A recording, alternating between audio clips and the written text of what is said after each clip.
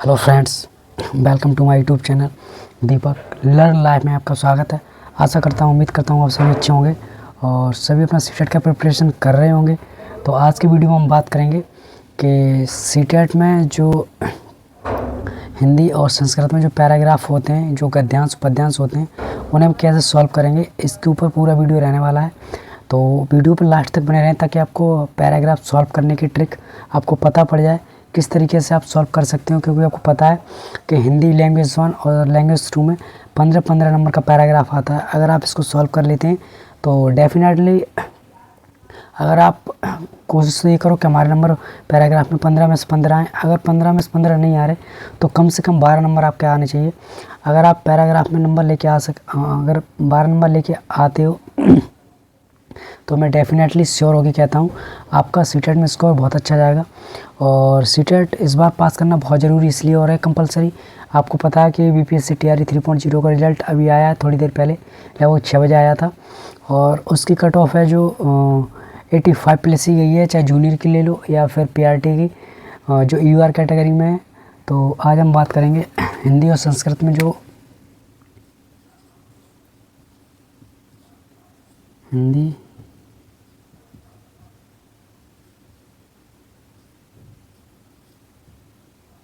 संस्कृत में जो पैराग्राफ आते हैं,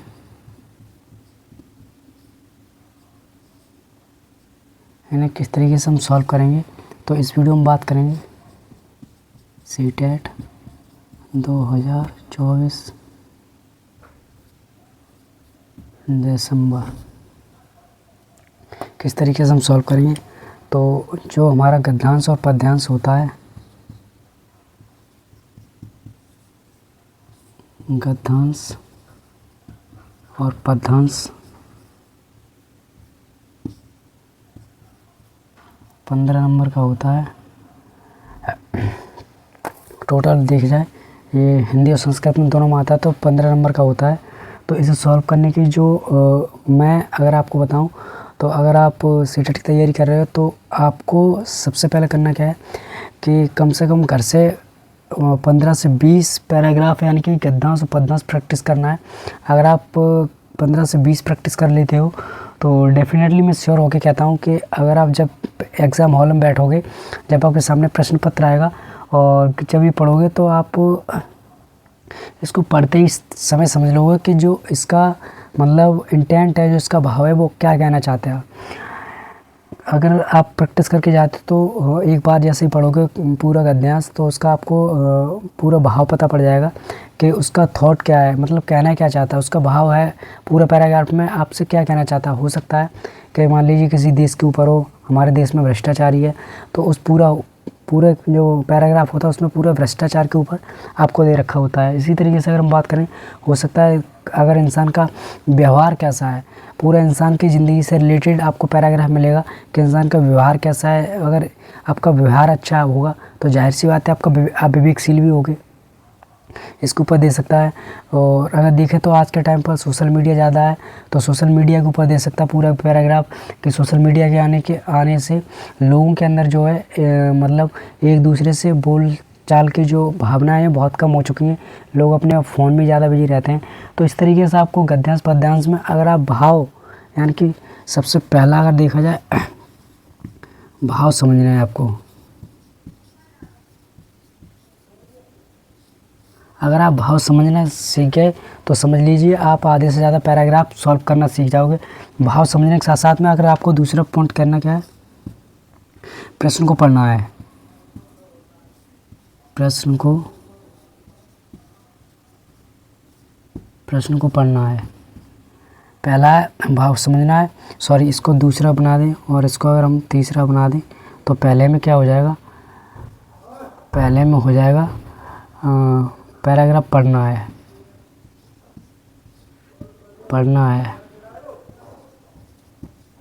जल्दी एवं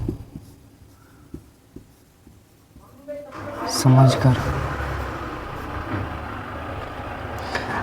पढ़ना है आपको जल्दी एवं समझकर। आप ये तभी कर सकते हो जब आपने प्रैक्टिस की होगी। अगर आप प्रैक्टिस करके नहीं जाओगे तो आप इसमें बहुत ज़्यादा टाइम दे दोगे अपना, और टाइम अगर आप ज़्यादा कंज्यूम कर दोगे तो आपको अदर जो सब्जेक्ट उनमें टाइम नहीं मिलेगा आपको। इसलिए आपको हो सकता है मे भी पेपर भी आपका छूट जाए। तो इसलिए आपको क्या करना है, बहुत ज़्यादा प्रैक्टिस करनी है। और प्रैक्टिस करने के बाद में जैसे एग्जाम हॉल में बैठो, सबसे पहले इसको एक बार अच्छे से पूरा पढ़ लो पैराग्राफ। पूरा पढ़ने के बाद में फिर क्या होगा, दूसरे नंबर पर उसका आपको भाव समझना है कि पैराग्राफ का थॉट क्या है, मतलब इसका भाव जो प्रकट कर रहा है किसके ऊपर कर रहा है, किस चीज़ के ऊपर। तीसरा क्या है, प्रश्न को पढ़ना है। और प्रश्न को पढ़ने के साथ साथ में आपको क्या करना है, चौथा नंबर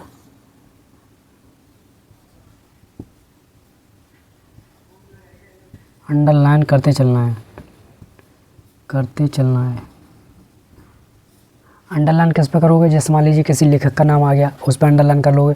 अगर उसमें कोई ईयर्स दे रखी है 1996 या 1836 वगैरह से कुछ दे रखा, उसको आपको अंडरलाइन कर लेना है।